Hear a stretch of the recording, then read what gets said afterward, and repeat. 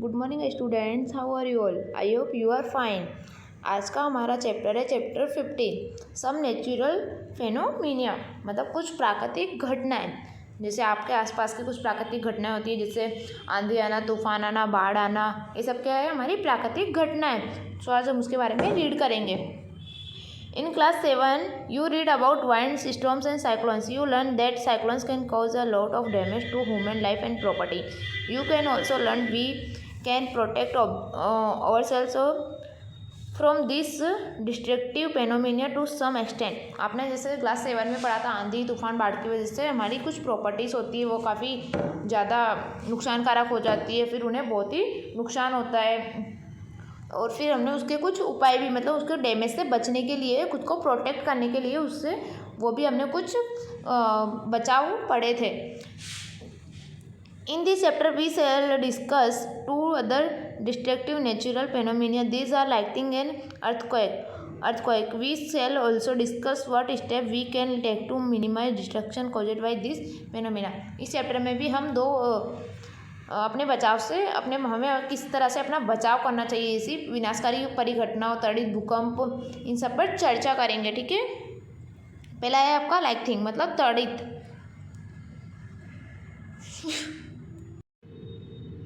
फिर है आपका लाइटनिंग, जैसे you might have seen sparks on a electronic pole with wires become a loose. जैसे आपने देखा होगा कई बार जो इलेक्ट्रॉनिक वायर्स होते हैं वो ढीले हो जाते हैं। ठीक है, ढीले हो जाने के कारण उनमें जो विद्युत खंभे पे क्या होती है, चिंगारियाँ देखने को मिलती है। जब वो वायर ढीले हो जाते हैं, इलेक्ट्रॉनिक वायर, तो हमें चिंगारियाँ देखने को मिलती है। This phenomena is quite common when wind is blowing and shaking the wires. जैसे यह परिघटना उस समय पर अधिक होती है जब ज़्यादा एयर चलती है, वाइंड मतलब हवा चलती है, तो जब तार हिलते डुलते रहते हैं उसके कारण क्या होती है, चिंगारियाँ उत्पन्न होती है। You might also have seen sparks when a plug is loose in a socket. Lightning is also an electronic spark, but on a huge scale. In ancient time, people did not understand the causes of this spark. They were therefore afraid of lightning and thought that the wrath of goods was visiting them. Now, of course, we have understand the lightning is caused by the accumulation of charge in the clouds. We need not to be afraid the lightning, but we have to take precaution to protect ourselves the deadly spark. जो प्राचीन काल के लोग थे उन्हें चिंगारियों का कारण समझ नहीं पाते थे, लेकिन अभी क्या होता है, तड़ित से वो जो लाइटनिंग होती है उससे डरते हैं, सोचते हैं कि भगवान के क्रोध के कारण ये सब हुआ है। मतलब वो सब अभी वो जो लोग हैं प्रेजेंट टाइम के, अभी तो चलो वो समझते हैं, लेकिन जो पहले के लोग थे वो सब क्या सोचते थे कि भगवान के क्रोध के कारण ये सब हुआ है। अब वास्तव में हम ये जानते हैं कि बादलों के आवेश में एकत्रित होने से जो लाइटनिंग पैदा होती है, मतलब जो तड़ित होती है, हमें उनसे डरना नहीं चाहिए, परंतु इन घातक चिंगारियों से अपने बचाव के लिए हमें सावधानी बरतनी चाहिए कि हाँ, हमें प्रोटेक्ट हम खुद से कर सकें, हम खुद को प्रोटेक्ट कर सकते हैं। हमें ऐसा बनना चाहिए, ना कि उसे डरना चाहिए, हमें उसे फेस करना चाहिए। जैसे आपकी एक्टिविटी 50.1 में आप देखिए, यहाँ take a huge ball pen refill and rub visually with a piece of a polythene, bring it close to small. आपको एक खाली रिफिल लीजिए, उसे तेज़ी से पॉलीथीन के टुकड़े में रगड़कर कागज़ के छोटे छोटे टुकड़े पास लाना है, और इतनी सावधानी रखनी है कि हमें वो रिफिल है वो रगड़ा गया सीधा पकड़ना है। Piece to paper, take a can, not touch the rubber end of the refill with your hand with a metallic object. Repeat this activity with small piece of dry leaves, husk and mustard seeds. Record your observation. तो आपके हाथों में किसी भी धातु की वस्तु से उसे छुए, मतलब कोई भी मेटालिक वस्तु होती है उससे उसको छूना है। और फिर अपने क्रियाकलाप में जो एक्टिविटी, उसमें छोटी छोटी सूखी पत्तियाँ होती है, फिर सरसों के दाने वो मैच करना है। फिर क्या करना है, और आपने जो ऑब्जर्वेशन है उसका ऑब्जर्वेशन हमें नोटिस करना है। When a plastic refill is rubbed with polythene, it acquires a small electric charge. Similarly, when a plastic comb is rubbered with dry hair, it acquires a small charge. These objects are called charge objects. जब plastic की refill को polythene के साथ रगड़ते हैं हम, तो उसमें क्या होती है, कुछ विद्युत आवेश अर्जित होती है। इसी प्रकार से प्लास्टिक की जो कंघी होती है उससे सूखे बालों पर रगड़ते तो क्या होती है, विद्युत आवेश अर्जित करती है। ठीक है, उसे हम क्या कहते हैं, विद्युत आवेश वस्तु है, मतलब आवेशित वस्तु है। जो हम जैसे ड्राई वालों में, ड्राई हेयर में करते हैं कंघी, तो उससे क्या होती है, विद्युत आवेश अर्जित होती है, उसे हम कहते हैं विद्युत आवेश वस्तु है। फिर यहाँ देखिए activity 50.2, collect the object and the material list in table 50.1, try to charge each by rubbing with materials mention in the table, record your finds, you can add more item in the table. जैसे आपको table 50.1 में कुछ वस्तुएं दी गई थी, ठीक है, इनमें से आपको जो भी ऑब्जेक्ट है उसके अनुसार वस्तुएं रगड़कर, मतलब ऑब्जर्वेशन करना है कि कौन सी वस्तु आप रगड़ के कर सकते हो, ठीक है, उसे रब करके। जैसे आपके ऑब्जेक्ट रबड़, मतलब जो रब की हुई वस्तु है, जैसे refill, balloon, eraser, steel spoon. फिर मटेरियल यूज फॉर रबिंग, जैसे पदार्थ को रगड़ा जाने पर क्या होता है, पॉलीथीन, किस पे रगड़ेंगे, पॉलीथीन या फिर वुलन क्लॉथ पर, polythene, woollen cloth, dry hair, ठीक है। फिर attract, does not attract piece of paper, जैसे किससे आकर्षित होती है, किससे नहीं होती, वो आपको बताना है। चार्ज, नॉट चार्ज, किस में आवेशित है और किस में आवेशित नहीं है। फिर है आपकी activity 50.3, type of charge and there interaction, जैसे आवेशित के प्रकार, ठीक है, और उसकी क्रियाएं। Inflate 2 balloons, hang them in such way that do not touch each other, rub both the balloons with a woolen cloth and release them, what you observe, जैसे आपको 2 बलून लेने, जो गुब्बारे लेने, जो एक दूसरे को छुए ना, ठीक है, फिर उनको किसी भी ऊनी कपड़े पर रगड़ना है और उनको छोड़ देना है, तो उसमें क्या ऑब्जर्वेशन होगा वो आपको बताना है। Now let us repeat this activity with the use pen refills, अब ये एक्टिविटी पेन रिफिल के साथ दोहरानी है हमें। रब 1 रिफिल विथ पॉलीथीन, जो रिफिल है वो पॉलीथीन पे रब करनी है। Place it carefully a glass tumbler using the tumbler as a stand, जो ग्लास के स्टैंड पे उसके अंदर वो रिफिल पॉलीथीन के रगड़ के उसके अंदर डालनी है, ठीक है। फिर क्या ऑब्जर्वेशन होता है वो हमें बताना है। ऐसे आपको यहाँ कुछ एक्टिविटीज़ और दी गई है, वो एक्टिविटी आप घर से भी कर सकते हो। फिर आपकी एक्टिविटी 50.4,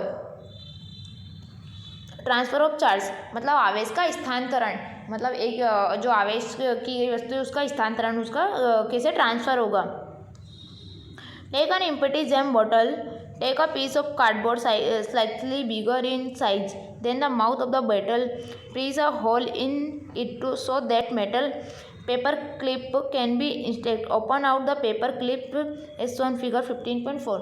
आपको मुरब्बे की एक जो खाली बोतल होती है वो लेनी है, ठीक है, और उसका जो मुंह के साइज, जो मुंह की तरफ से होता है, वहाँ पे एक बड़ा गत्ता, मतलब कोई भी टुकड़ा लेना है, उसमें एक आपको एक होल करना है, ठीक है, उसमें धातु की पेपर क्लिप, पेपर या कोई क्लिप डालनी है, जैसे आपको यहाँ ड्राइंग में भी दी गई, जैसे आप यहाँ देख सकते हो ड्राइंग में आपको यहाँ दी गई है, ठीक है, ऐसे।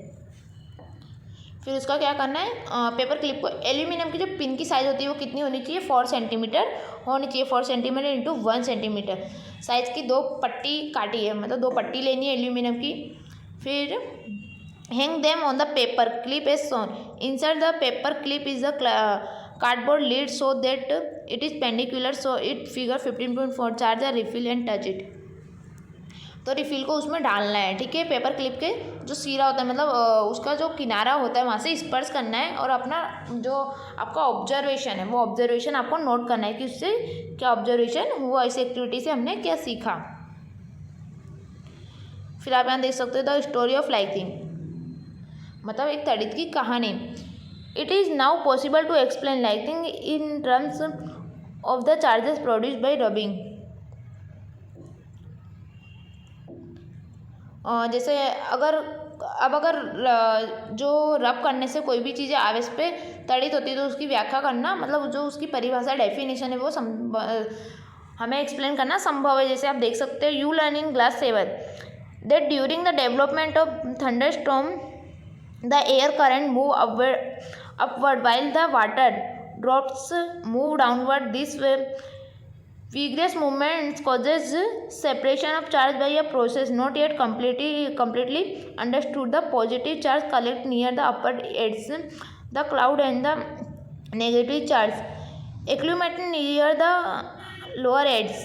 जैसे कक्षा स्टैंडर्ड 7 में आपने पढ़ा है तूफानों के बनते समय जो वायु की जो धाराएं होती है वो ऊपर की ओर जाती है, जिससे जो पानी की बूंदें होती है वो क्या होती है, नीचे की ओर आती है। इन प्रबल गतियों के कारण क्या होता है, आवेशों का पृथक्करण होता है। इस प्रक्रिया को हम क्या, वो जो प्रक्रिया जो प्रोसेस है वो अभी पूरी नहीं हुई, पूरी समझ हम नहीं सकते। जो बादल के ऊपरी किनारे होते हैं वे क्या होते हैं, एक साथ इकट्ठे हो जाते हैं, ठीक है, जिससे बादल का जो नीचे का हिस्सा होता है, निचली किनारा संचित होता है, जिससे हम क्या होता है, जब संचित हुआ है इसका परिमाण अधिक हो जाता है, ठीक है। जो क्लाउड है हमारे वो एक साथ इकट्ठे होते हैं तो क्या होता है, उसका परिमाण अत्यधिक हो जाता है, जिससे जो आवेशों की धनात्मक आवेश मिलते हैं उसे चमकीली धारियाँ ध्वनि उत्पन्न होती है, जिसे हम क्या कहते हैं, विद्युत विसर्जन, मतलब इलेक्ट्रिक डिस्चार्ज, मतलब जिससे बिजली कड़कड़ाती है बोलते हैं ना, तो उसे इस प्रोसेस को हम क्या कहते हैं, इलेक्ट्रिक डिस्चार्ज, मतलब बिजली कड़कड़ाना, फिर विद्युत विसर्जन। फिर आप यहाँ देख सकते हो 15.6 में लाइटनिंग सेफ्टी, मतलब तड़ित से सुरक्षा कैसे करें। During lightning and thunderstorm no open place is safe, मतलब कोई भी आपको खुले स्थान पर सुरक्षित नहीं होता। वो जब आपको कोई तूफान आया, फिर कोई बिजली गिरने वाली हो, तो कोई भी हमें ओपन प्लेस पे नहीं जाना चाहिए। Hearing thunder is an alert to rest to a safe place, आपको मतलब जैसे ही गरजने की आवाज़ सुनाई देती है तो आपको तुरंत सेफ प्लेस पे पहुंच जाना चाहिए। After hearing the last thunder wait for the some time before coming out to safe place, जैसे आपको लास्ट बार गरजने की आवाज़ सुनाई देती है तो आपको तुरंत सुरक्षित स्थान से बाहर आने की कुछ देर तक प्रतीक्षा करनी चाहिए, ठीक है। ऐसा नहीं कि हमें थंडर स्टॉर्म की आवाज़ सुनाई दी तो हम तुरंत आ जाए, नहीं, हमें कुछ देर वेट करना चाहिए, उसके बाद आना चाहिए। फिर फाइंडिंग अ सेफ प्लेस, मतलब सुरक्षित स्थान का पता लगाना। अ हाउस और a building is a safe place, जो हाउस या फिर कोई भी मकान होता है वो सुरक्षित स्थान होता है। If you are travelling by a car और बाय बस, अगर आप उस समय ट्रैवलिंग कर रहे हो जिस टाइम आंधी तूफान या कोई भी थंडर स्टॉर्म आ रहा है, तो you are a safe inside the with windows and doors the vehicle set, तो आपको जो वाहन या फिर खिड़कियाँ होती है तो उनके क्या करने, वाहन की जो खिड़कियाँ होती है उसके सारे जो विंडोज़ है वो आपको सेट करने नहीं है, सेट डाउन कर लेनी है, मतलब उसको पूरा बंद कर लेना है, ठीक है। फिर आपका है यहाँ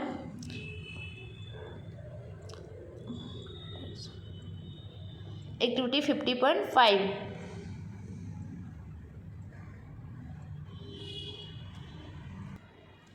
जैसे ask your parents about the huge damage to life and property caused by this earthquake, collect a few pictures showing the damage, जैसे अपने माता पिता से या फिर किसी भी आपके पेरेंट्स से पूछ के आपको क्या करना है, जो भूकंप के द्वारा जो भी डैमेज हुआ है, प्रॉपर्टी नुकसान हुई, डैमेज हुआ है, उसकी यहाँ पे कुछ आपको पिक्चर दी गई है, ऐसे आपको कुछ पिक्चर्स कलेक्ट करनी है। व्हाट इज एन अर्थक्वेक, जो भूकंप क्या होता है, ठीक है, हम पढ़ेंगे। An earthquake is sudden shaking or trembling of the earth which lasted of the very short time. It is caused by the disturbance deep inside the earth. भूकंप जो होता है एक बहुत कम समय के लिए आता है। पृथ्वी का कंपन या फिर कोई झटका, देखिए अचानक से कोई झटका आता है पृथ्वी पर, उसे हम कहते हैं भूकंप। यह पृथ्वी की जो अंदर की सतह होती है उसके गड़बड़ के कारण उत्पन्न होता है, मतलब उसमें अगर कोई डिस्टर्बेंस हो जाए या फिर कुछ भी प्रॉब्लम हो जाए उसके कारण यह कुछ कुछ प्लेस पे आते रहते हैं भूकंप। Earthquake occur all the time all over the earth, they are not even notice, major earthquake are much less frequent, they can cause immense damage to buildings, bridge, dams and people, मतलब भूकंप किसी जगह notice भी किया जाता है, भूकंप बहुत कम होते हैं। ये जो भवन होते हैं, पुल होते हैं, बांध होते हैं, ऐसे मतलब प्लेस को ज़्यादा नुकसान पहुंचाते हैं। इससे जीवन की संपत्ति जो होती है वो विशाल संपत्ति को हानि पहुंचती है। जैसे हमारे अगर कोई बिल्डिंग है, अगर कोई बिल्डिंग है तो अगर वहाँ पे अर्थक्वेक आता है, भूकंप आता है, तो क्या होता है, वो पूरी बिल्डिंग डैमेज हो जाएगी, मतलब उससे नुकसान होगा, ठीक है। Ocean to 26 December 2004 all the coastal areas around the ocean suffered huge losses, मतलब 26 दिसंबर 2004 को हिंद महासागर में एक विशाल सुनामी आई थी, ठीक है। महासागर के चारों तरफ क्या हुआ था, तटवर्ती अपार हानि हुई थी, मतलब बहुत ज़्यादा उसमें नुकसान हुआ था लोगों को। फिर activity 50.6, take a outline map of the world, locate the eastern coast and Andaman Nicobar Island in the India, mark countries around the Indian Ocean which could have suffered damage, collect accounts of the dissertation caused by the tsunami in India from your parent, मतलब आपके parent. संसार का एक रेखाचित्र मानचित्र लीजिए, ठीक है। भारत में बहुत सारे क्षेत्र के अंडमान निकोबार महाद्वीप पे ऐसे स्थिति हमें दर्शानी है। हिंद महासागर के चारों ओर अन्य देशों से मानचित्र में अंकित कीजिए, मतलब जो आपका ये मानचित्र यहाँ देख सकते हो, एक अर्थ प्लेट्स, मतलब आपका यहाँ ये मानचित्र दिया गया है। और फिर आपको सुनामी के बारे में जो जो हानि हुई है वो आपके पेरेंट्स से पूछनी, मतलब सुनामी आती है जब, तो सुनामी से हमें क्या क्या हानि होती है, क्या क्या डैमेज होता है, वो सारे हमें आपके पेरेंट्स से पूछ के लिखना है।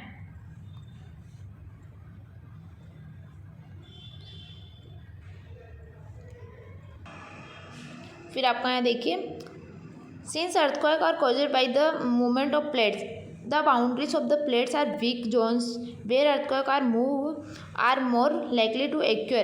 The weak zones are also known as the seismic or fault zones. In India, the areas most threatened are Kashmir, western and central Himalayas, all of the northeast run of Kutch, Rajasthan, and the Indo-Gangetic Plain. Some areas of South India also fall in the danger zones.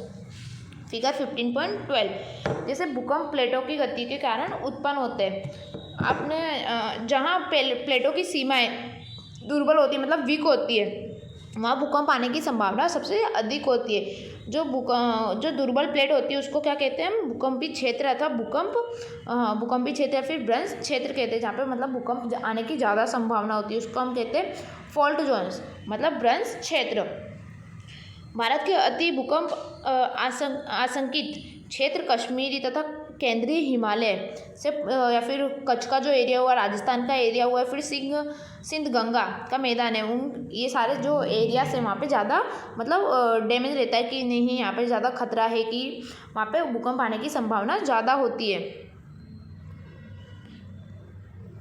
फिर आप यहाँ देख सकते हो protection against earthquake, मतलब हमें भूकंप आते टाइम कैसे बचाव करना चाहिए। We know from the earlier pages that earthquake cannot be predicted. We have also seen that they be highly destructive.